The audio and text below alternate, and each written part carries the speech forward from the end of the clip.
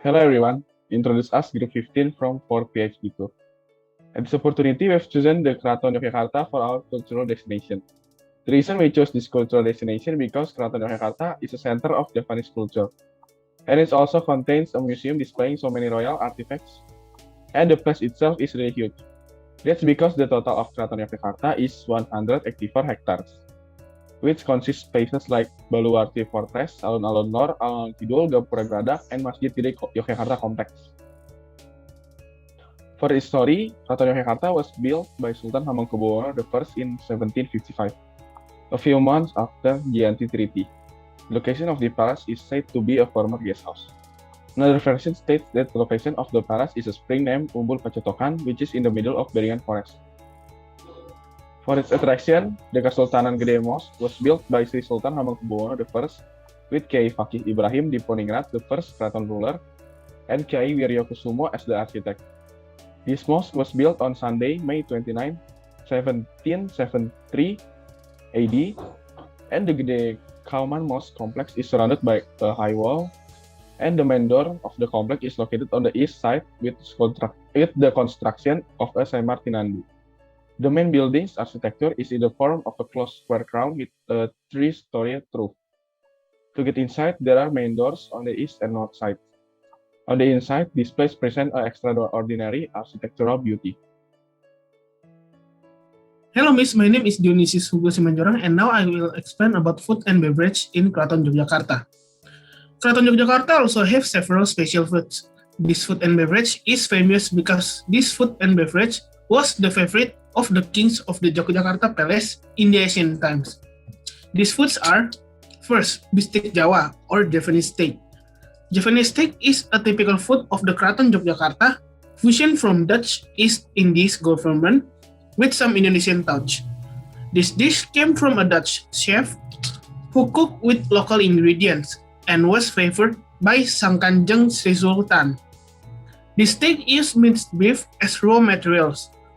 The sauce is made from soy sauce and vegetable stock and served with mashed potatoes.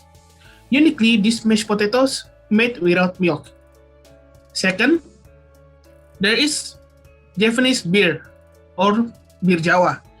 This Javanese beer is favored by Sri Sultan Hamengkubuwono VIII.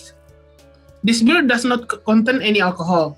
This drink emerged from the Dutch who lived in Jogja between 1921 and 1939. Used beer as a body warmer. Besides functioning as a body warmer, this drink is also good for health. This beer is made from boiled ginger, lemongrass, cloves, cinnamon, pandan leaves, sugar, water, and lime. It's called beer because the foam appears by shaking process. Hello Miss, my name is Joseph Halim. Now I will explain about the ceremony held by the Jogjakarta Palace, namely Sekaten ceremony. Sekaten is a Jogjakarta Palace ceremony which is held for 7 days. The ceremony has existed since the day of the Demak Kingdom.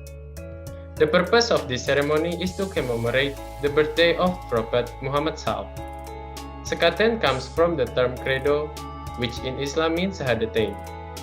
The Sekaten ceremony is usually marked with Gamelan Sekati, KK Guntur Madu, and KK Nagawilaga from the place to be placed in South and North Pagongan in front of the Gede Mosque.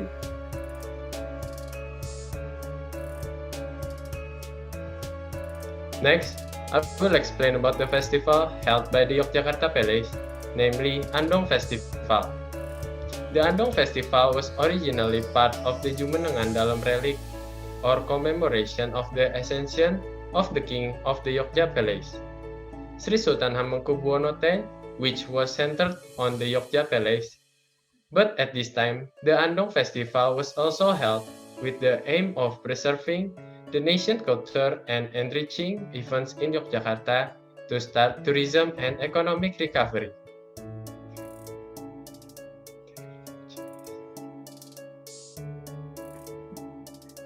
Thank you for watching.